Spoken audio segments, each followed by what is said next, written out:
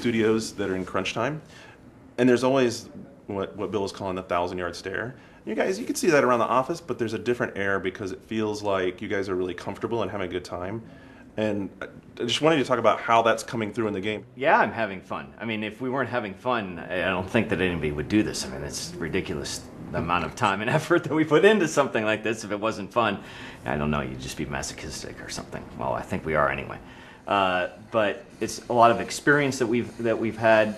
You know, we know what we want. We set out. We have this vision that we know exactly what we want, and a lot of times it's like, oh, this thing is missing, and I think that our pacing's not right because we're missing this, or how about we try this, and those kind of things really, and that all that builds on experience from playing other things as well as our previous experience with doing Diablo and stuff like that. A lot of people will play Hellgate and you'll get that kind of feeling that it is very similar to Diablo, but yet it's very different too. It's the new interface and it's 3D and all that kind of stuff, and so it's kind of like an updated version of that set in the future with guns and stuff, but you still, at that core, it feels a little bit like Diablo. As I'm reading the text in the quests and I'm going through the progressions and doing stuff, there's a comfort level and a naturalness where it just goes together and it works and it meshes. And you know, like my most recent comparison would be to draw to like Titan Quest, which was a cool game. I mean, it looks good and the general ideas and stuff are there, but you know, it's not quite there. It's not quite at that same degree of, wow, I'm having a good time, or this makes sense, or like when they try and throw in a joke, which you guys have a lot of jokes in Hellgate. I mean, there's a lot of inside jokes in there, yeah. Right? But there's none of them that feel forced. So I guess, I mean, how much have you learned about how to deliver that comedy material, you know, or that inside joke stuff like that, but still keep the game on its feet and never feeling like, oh, they just slapped me in the face, they're forcing this? Oh God, I don't really know. I mean, that's always been something that's been kind of a natural thing for me personally, and I don't really know how to describe it. It's like, as I'm playing a game, I'm constantly running through my mind, what would a person think playing this that's never played it before?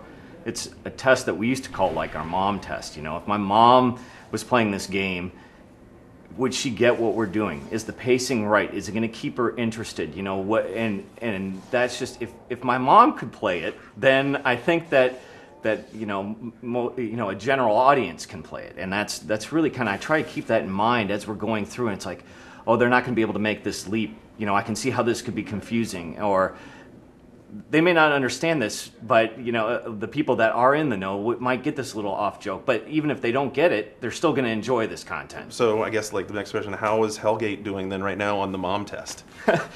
Well, you know, I think that we're always trying our best to do that, and there's always changes we're making. I think that overall it's very good.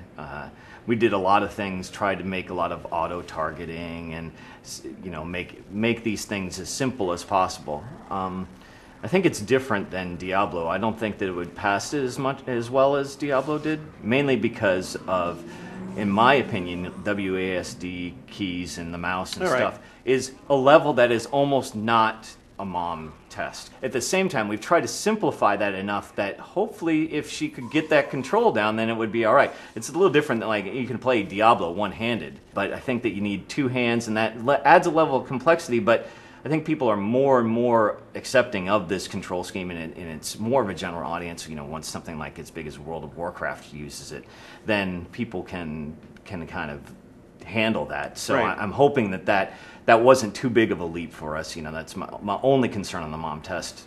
If you were comparing, say, the games you guys have done before, back on the Diablo series, and how the story arc on that went versus the story arc here, what are some of the highlights we have to look forward to? It's much, much bigger. You know, we're talking hundreds of quests. So I think that we've done a lot to really kind of expand that. There's the storyline quests are very involved. There's all sorts of unique things that come up.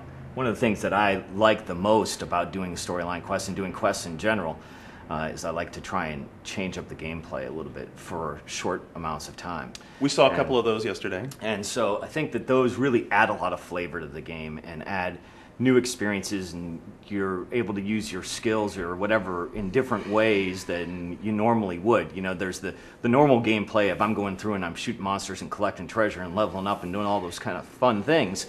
But then it's like, oh, I'm going to throw a little wrench in it, and the gameplay is just a little bit different for 5 or 10 minutes, and it's like, hey, that was kind of interesting. I got to use skills that I normally wouldn't use, or I got to do something that is a lot different than what I've done before.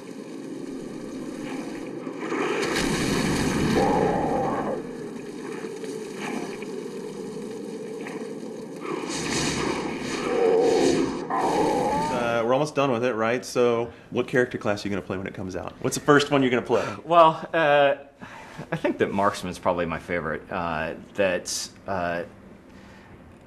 When I originally thought of the idea, that was my pitch in my living room, was let's make a first-person shooter Diablo, you know, and so I think the class that I think that portrays that vision of what I had in mind the best is the Marksman. So, In a nutshell, what was the first pitch? that was it. That was the whole pitch?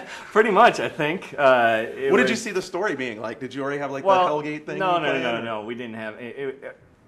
The way that I design, and the way that I think that a lot of people design, and kind of the team that we have, is we are very focused in on, okay, what's the game going to be like?